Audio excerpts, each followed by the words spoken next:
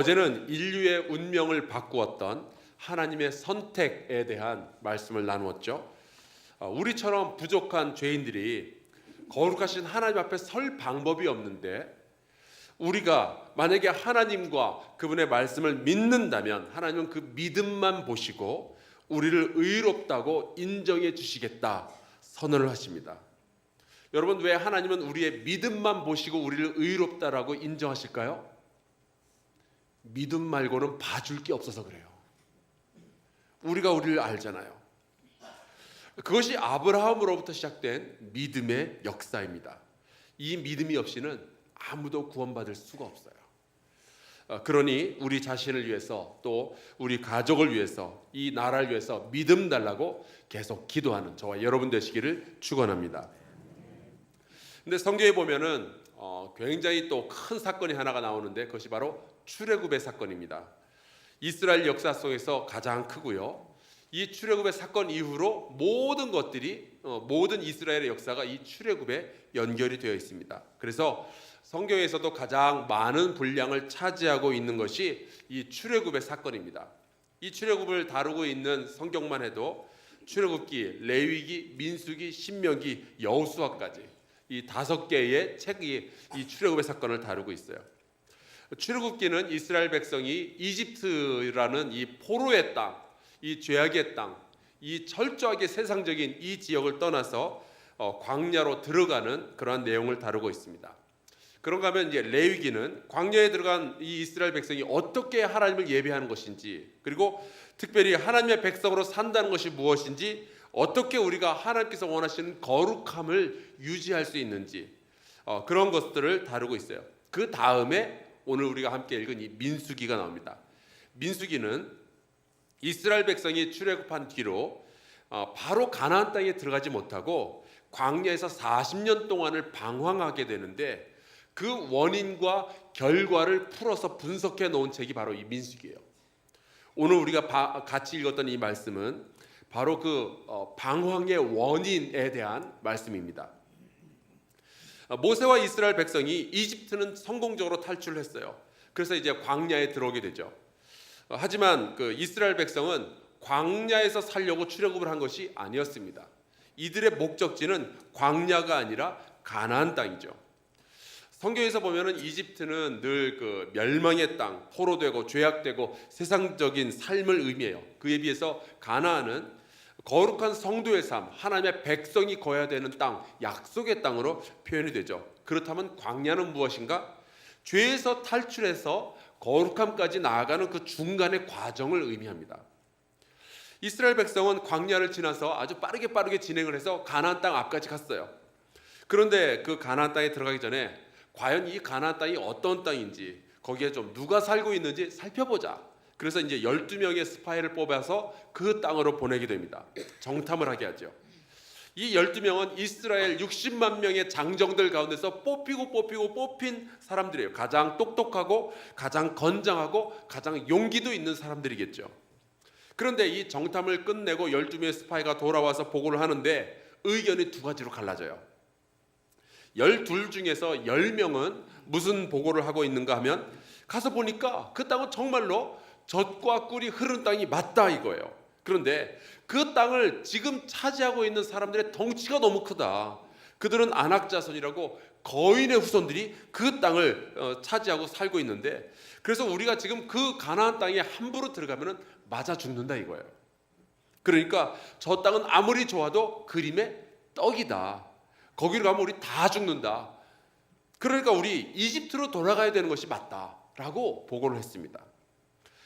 그때 그 소리를 듣고 이스라엘 백성들이 어떻게 했는가? 민수기 14장 1절에 보면 이렇게 쓰여져 있습니다. 온 회중이 소리를 높여 부르짖으며 백성이 밤새도록 통곡하였더라. 밤새도록 통곡해 보셨어요? 제가 이 말씀을 보면서 깨달은 것이 있습니다. 믿음 없는 사람이 목소리를 높이니까 백성이 절망을 하는구나. 안 된다, 못한다, 가면 죽는다. 10명의 스파이들, 여러분 60만 명 중에서 뽑히면 뭐해요? 자기들의 눈에 보이는 것만 가지고 판단할 줄 알지, 하나님께서 함께 하신다는 것을, 하나님께서 인도해 주신다는 것을 믿지 못하고 자기들의 목소리만 자꾸만 내니까, 인간적인 목소리만 내니까 그 소리를 듣고 백성이 밤새도록 통곡을 한 거예요. 옛날에 그런 말이 있었죠. 암탉이 울면 집안이 망한다고? 아니에요 여러분. 믿음 없는 사람이 목소리를 높이면 그때 집이 망하는 거예요. 아내가 은혜 받아가지고 여보 우리 이제 11조 할까? 그러는데 네가 정신이 있니 없니? 지금 우리가 어떻게 살고 있는데 11조를 하냐고 남편이 목소리를 높이면 그 집이 망하는 거예요. 더 나아가서 믿음 없는 사람이 리더가 되면은 백성이 망하는 겁니다. 그러니까 여러분, 여러분의 자녀가 성공하게 해달라고, 운동 잘하게 해달라고, 공부 잘하게 해달라고 그렇게만 기도하면 안 되는 거예요. 성공을 했는데 믿음이 없으면 자기도 망하고 주변에 살고 있는 백성도 망하는 겁니다. 그러니까 여러분의 기도 제목은 내 자녀가, 내 손주가 믿음부터 갖게 하여 주시옵소서. 믿음의 고백을 가지고 백성을 이끄는 리더가 되게 하여 주시옵소서. 기도하시기를 주의 이름으로 축원합니다. 이 믿음 없는 10사람이 하는 이야기를 듣고 나니까 백성들이 이런 이야기를 해요. 14장 3절 어찌하여 여호와가 우리를 그 땅으로 인도하여 칼에 쓰러지게 하려 하는가? 우리 처자가 사로잡히리니 애굽으로 돌아가는 것이 낫지 아니하랴. 여러분, 불신앙도 전염돼요. 이 주변에 누구 한 사람이 자꾸 믿음 없는 이야기를 하면은 이게 전염이 돼가지고 그렇지 안 되겠지 이렇게 된다니까요. 통곡이 절망으로 이어지는 거예요. 죄악의 땅으로, 포로됨으로, 멸망으로 돌아가자. 왜요? 거룩함을 상징하는 그 가나안 땅을 차지할 수 없을 것 같으니까. 여러분, 이게 다 그 믿음 없는 사람들이 한 이야기를 들었기 때문에 그래요. 그래서 여러분, 여러분의 주변에는 믿음 좋은 사람들이 포진할 수 있도록 지혜롭게 행동하고 살아가시기를 주의 이름으로 축원합니다. 우리가 교회에 괜히 모이는 게 아니에요.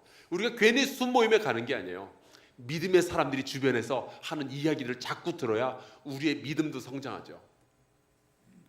그때 여호수아와 갈렙이 자기들 그 이야기를 듣고 자기들의 옷을 찢으면서 이렇게 말을 해요. 7절 이스라엘 자손의 온 회중에게 말하여 이르되 우리가 두루 다니며 정탐한 땅은 심히 아름다운 땅이라. 여기까지는 그 10명 없는 그 믿음 없는 10명의 정탐꾼이 했던 말하고 똑같아요. 그 땅 너무 좋다. 적각꿀이 흐르는 땅이다. 아름다운 땅이다. 맞죠? 여호수아와 갈렙도 그 땅의 상황을 자기들의 눈으로 똑똑히 보고 돌아온 거예요. 그들도 이성과 지성을 가지고 관찰을 한 거예요. 그런데 결론이 달라져요. 8절 여호와께서 우리를 기뻐하시면 우리를 그 땅으로 인도하여 들이시고 그 땅을 우리에게 주시리라. 여러분 10명과 2명이 똑같은 걸 보고 돌아왔어요. 그들도 이성과 지성을 가지고 똑같은 것을 관찰하고 돌아왔어요. 그런데 한쪽은 가면 죽는다 그리고 다른 한쪽은 우리가 그 땅을 차지할 수 있다라고 말을 해요. 도대체 뭐가 다른 걸까요? 믿음이에요. 믿음이 있으니까 똑같은 걸 보고서도 결론이 다른 거예요. 여러분 믿음이 있으면 인생의 결론이 달라질 줄로 믿습니다. 똑같은 자식을 보고도 믿음이 있는 부모와 믿음이 없는 부모가 결론이 달라지는 거예요. 우리 교회에 아이가 하나 있어요. 다른 아이들에 비해서 몸이 좀 불편하고 성장도 약간 더딘 아이가 있어요. 그런데 그 아이를 위한 기도의 제목이 새벽 제단마다 올라와요. 뭐라고 기도하는지 아세요? 하나님 나라의 귀한 일꾼으로 쓰임받게 하여 주시옵소서. 믿음을 가진 부모가 있으니까 믿음을 가진 할머니 할아버지가 있으니까 결론이 다른 거예요. 제가 그 가정을 축복할 텐데 여러분이 아멘해 주시기 바랍니다. 그 부모들의 믿음대로 될지어다. 아멘. 여러분 믿음 없는 사람들이 하는 이야기들 있죠. 그걸 자기들끼리 자기들 이야기를 뭐라고 부르는 줄 아세요? 과학적이래요. 상식적이래요. 근데 여러분 과학이 뭔지 아세요? 100살 난 아브라함은 절대로 자식을 못 낳는 게 과학이에요. 홍해는 절대로 갈라지지 않는다는 것이 상식이에요. 하지만 이스라엘 백성을 이끌었던 것은 과학과 상식이 아니라 하나님의 능력이었습니다. 여러분과 저와 이 나라와 여러분의 가정을 붙드시는 힘은 하나님이심을 믿습니다.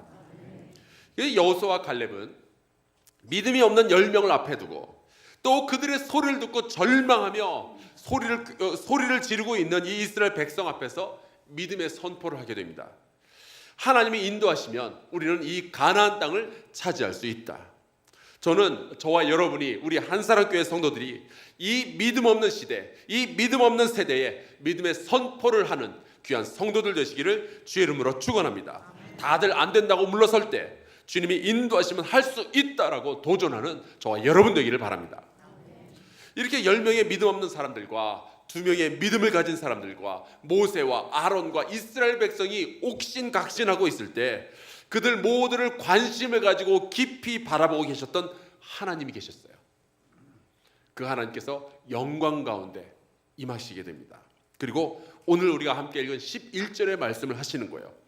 여호와께서 모세에게 이르시되 이 백성이 어느 때까지 나를 멸시하겠느냐? 내가 그들 중에 많은 이적을 행하였으나 어느 때까지 나를 믿지 않겠느냐? 여러분, 이 말씀이 우리를 향한 하나님의 탄식 소리입니다. 도대체 언제까지 나를 안 믿고 살아가겠니? 저는 이 말씀을 읽고 소름이 끼쳤어요. 하나님은 인격체이시기 때문에 하나님 감정을 가지고 계시죠. 성경에 보니까 기뻐하시기도 하고 슬퍼하시기도 하고 사랑하시기도 하고 분노도 하셔요. 그런데 하나님께서 멸시당한다고 느낄 때가 있다는 거예요. 아니, 그 높으신 그 위대하신 하나님이 어떻게 멸시를 당할 때가 있는가?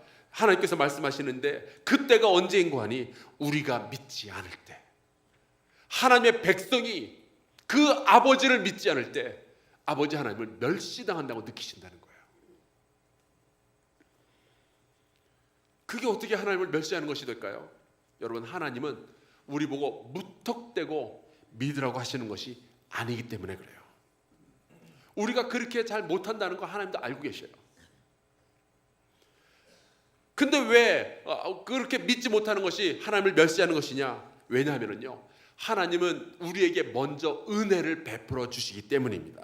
이스라엘 백성에게 10가지 재앙을 보여주셨고 홍해를 갈아서 걸어가게 하셨고 구름이 있게 하시고 불기둥이 있게 하시고, 하나님은 이미 그 이스라엘 백성에게 많은 이적을 베풀어 주셨던 거예요.